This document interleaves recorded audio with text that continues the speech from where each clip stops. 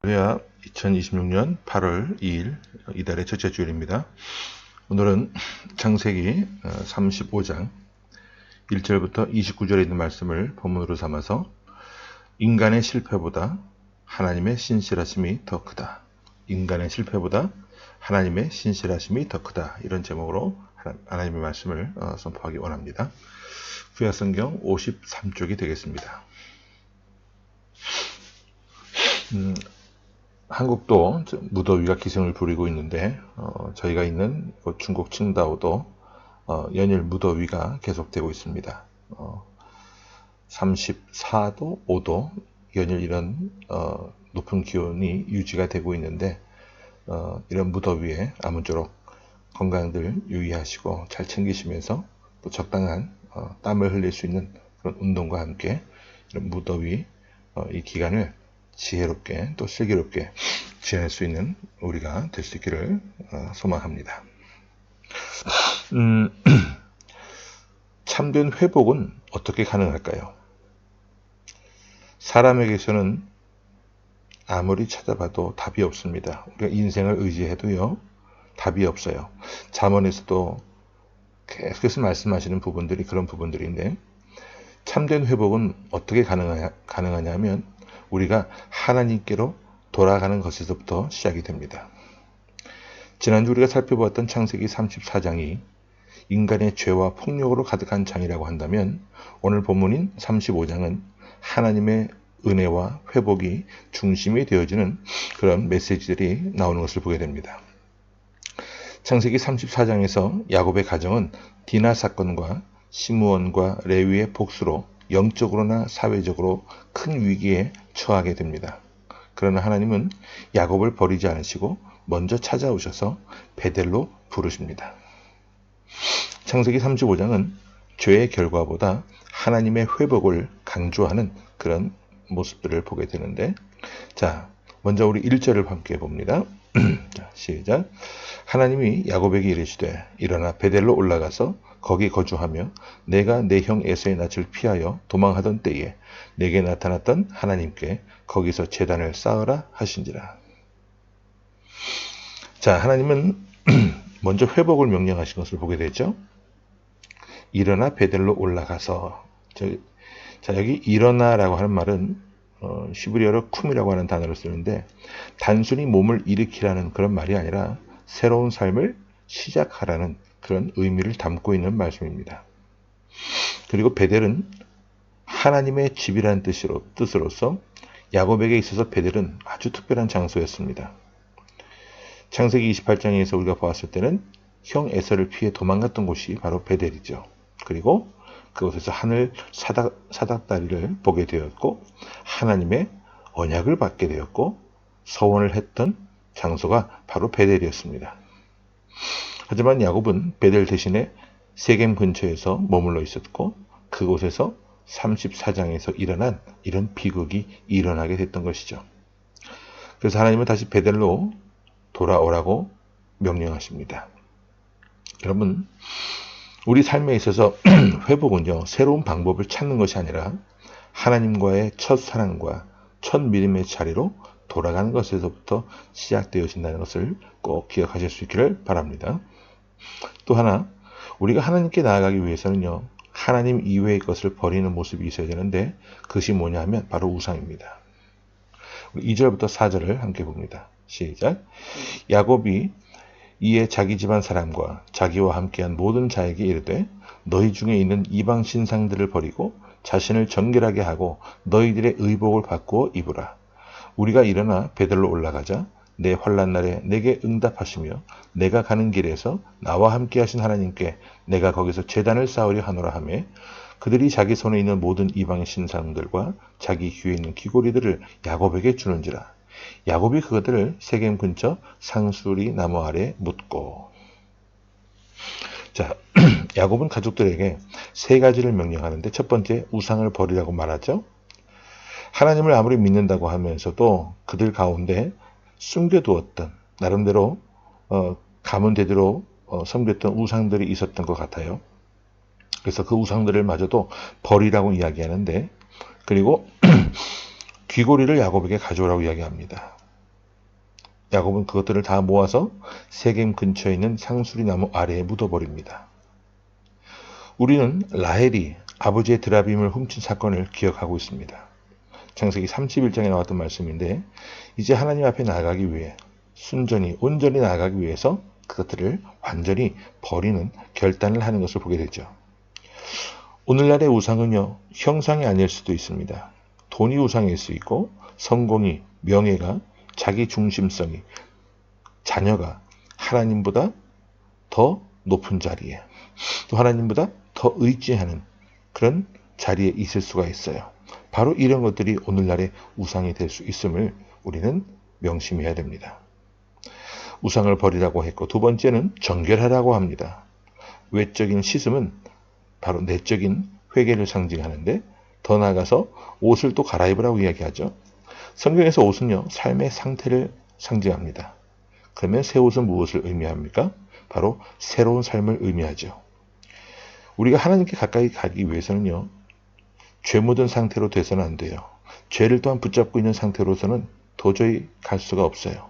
오직 회개와 결단만이 필요함을 명심할 수 있기를 바랍니다. 그 다음에 계속해서 5절을 봅니다. 시작. 그들이 떠났으나 하나님이 그 사면 고울들로 크게 두려워하게 하셨으므로 야곱의 아들들을 추격하는 자가 없었더라. 34장 마지막에 보면 야곱은 주민들이 그 지역에 있는 사람들이 자신을 죽일 것이다 라고 두려워했었습니다. 그런데 실제로 아무도 야곱을 일어나서 공격하지 않게 되었죠. 이것이 뭡니까? 바로 하나님께서 순종하는 자들을 초자연적인 방법을 통해 보호하셨다라는 거예요. 인간적인 계산으로 볼 때 불가능해 보인다 할지라도 하나님은 당신의 백성을 지키시고 함께 하십니다. 믿으십니까? 바로 그 자리에 우리가 있다라고 하는 것에 더 감사하고 감격할 수 있는 그런 놀라운 삶이 될 수 있기를 바랍니다. 계속해서 6절부터 15절에 있는 말씀을 보게 되면 베델에서 언약을 다시 확인해 주시는 하나님의 모습을 보게 돼요. 야곱은 제단을 쌓고 그 이름을 엘 베델이다 라고 이야기합니다. 바로 그것이 7절에 나오죠. 이 말의 뜻은 뭐냐면 베델의 하나님이다 그런 말이에요. 베델의 하나님. 28장에서도요 장소가 중요했었는데 35장에서는 장소보다 그곳에서 만나게 된 하나님이 더 중요함을 강조하고 있죠. 여러분 신앙이라고 하는 것은요 장소가 아니죠. 하나님과의 관계에 있습니다. 간혹 어떤 사람들을 보게 되면 내가 익숙한 장소에서 예배할 때 하나님이 더 함께 하시는 것 같다. 하나님이 그 자리에 계시는 것 같다라고 착각들을 해요. 너희가 두세 사람 이상이 내 이름으로 모인 곳에 내가 항상 함께 하겠다라고 예수 그리스도께서 이미 말씀해 주셨음에도 불구하고 자신의 생각과 판단을 의지합니다. 이건 불신앙적인 모습이죠. 신앙은 그래서 장소가 아니라 하나님과의 관계에 있다라고 말씀을 드리는 거예요. 하나님은 다시 이름을 확인하십니다. 내 이름은 야곱이 아니라 이스라엘이다. 이제 야곱의 이름을 이스라엘이라고 바꿔주셨던 그것을 다시 한번 상기를 시켜주시는 것이죠. 이미 약복강에서 그 이름을 받았습니다. 그런데 하나님이 다시 말씀하세요. 왜? 하나님은 우리의 정체성을 반복해서 확인시켜 주시는 그런 분이시기 때문에 그렇습니다. 우리는 자주 실패하지만 하나님은 너는 내 백성이다. 너는 내 아들이다. 계속 말씀하십니다. 언약을 계속해서 하나님께서 반복하시는 이유가 뭘까요? 하나님께서는 생육하고 번성해라. 민족들이 나오게 될 것이다. 왕들이 나오게 될 것이다. 가나안을 주겠다라고 약속해 주셨습니다. 언약은요. 하나님께서 한번 맺으신 그 언약은 우리의 연약함으로 말미암아 우리의 실패와 넘어짐으로 말미암아 취소되는 것이 아님을 꼭 기억하실 수 있기를 바랍니다. 결론적으로 하나님은 언약을 취소하시지 않는데 그런 언약의 갱신을 통해 하나님을 믿고 따르는 사람들의 삶 가운데는요. 기쁨만 있는 것은 아니에요. 슬픔도 경험하게 됩니다. 그것이 16절부터 22절까지 나오게 되는데 우리 함께 보겠습니다. 시작.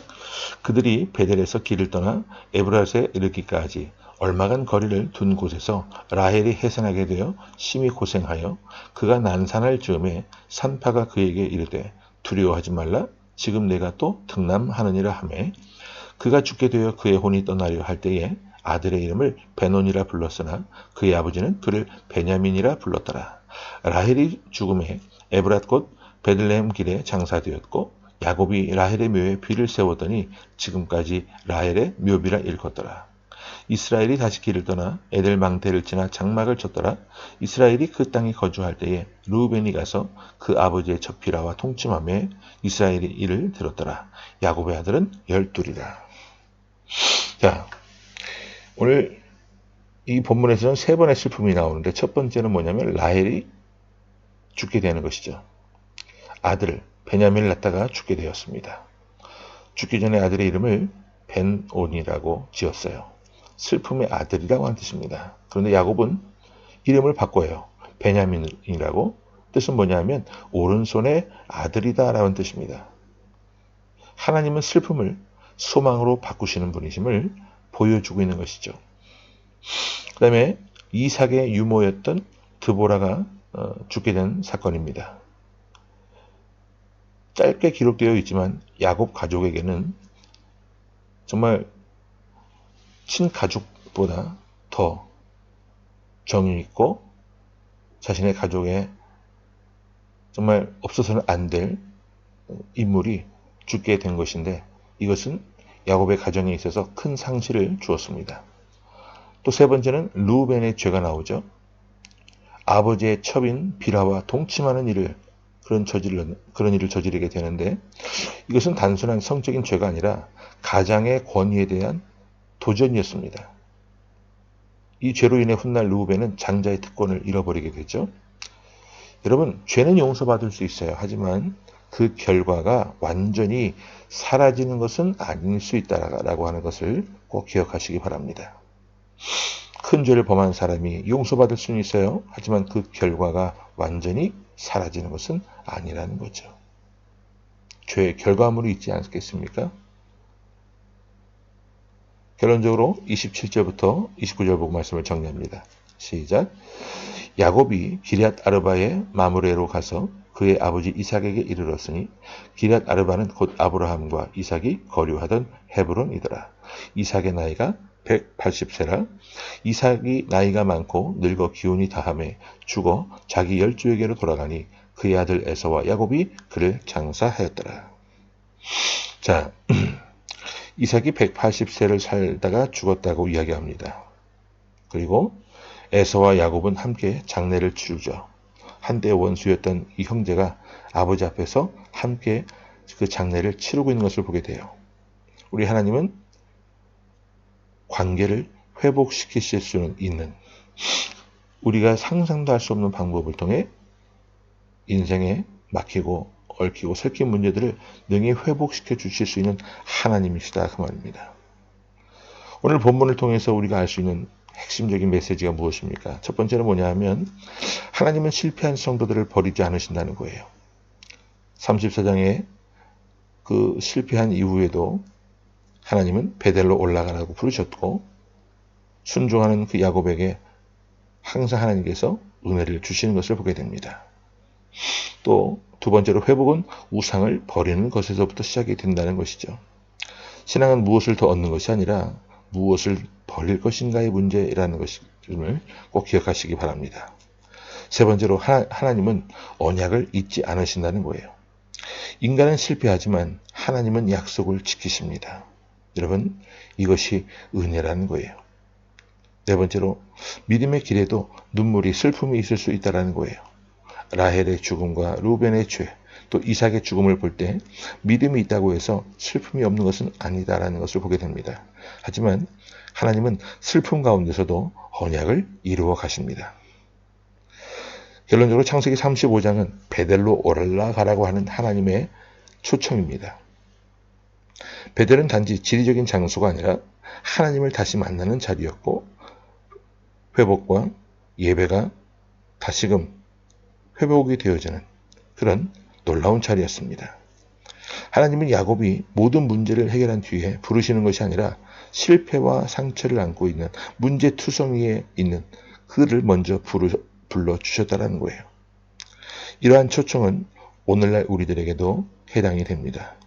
하나님은 먼저 우상을 버리고 마음을 정결하게 하며 예배의 자리로 돌아오라고 우리를 부르십니다. 그리고 그 자리에서 우리의 실패보다 크신 하나님의 언약과 은혜를 다시 확인시켜 주십니다. 결국 창세기 35장은 인간의 실패보다 하나님의 신실하심이 더 크다는 사실을 선포하고 있는 것이죠. 이 주제는 신약에서 예수 그리스도를 통해서 완전히 드러나게 되는데 그리스도 안에서 하나님은 죄인을 부르시고 회복시키시며 끝까지 언약을 이루시는 분임을 우리는 성경을 통해서 알게 됩니다. 바라기는 우리가 연약하고 어리석어서 때때로 실수하고 실패하고 넘어질 때가 있습니다. 여러분, 그런 모습이 있다 할지라도 예배자의 사명을 포기하지 마시기 바랍니다. 가정에 문제가 있어도 부부지간에 어떤 갈등이 있어서 싸웠어도 내 마음이 상하고 분함에 사로잡혀 있다 할지라도 여러분 예배를 멀리하면 안 돼요. 그런 모습조차도 하나님 앞에 나와 하나님 앞에 맡기는 내 자신을 내어 맡기는 그런 모습을 통해 우리가 더 다듬어질 수 있고 성숙해질 수 있고 더 성장하며 하나님 쓰시기에 합당한 도구가 되어질 수 있다는 것을 꼭 명심하는 그런 모습 갖게 되시기를 간절히 주의 이름으로 축원합니다. 아멘. 함께 말씀을 기억하며 기도합니다. 하나님, 지금도 살아계셔서 우리와 함께 하시는 하나님의 은혜에 감사합니다.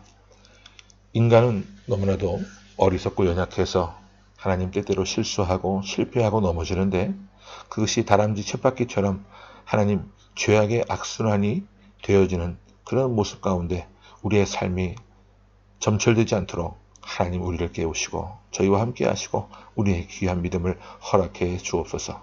깨어있는 믿음을 통해 깨어있는 영혼의 소유자가 되어서 하나님 앞에 더 기쁨이 되어지게 하시고 신실하신 하나님을 찬양하며 더 귀한 모습으로 존귀한 삶의 모습으로 세움받고 쓰임받는 놀라운 주님의 백성들이 될 수 있도록 도와주옵소서. 살아계신 예수 그리스도 이름으로 감사하며 간절히 기도하옵나이다. 아멘.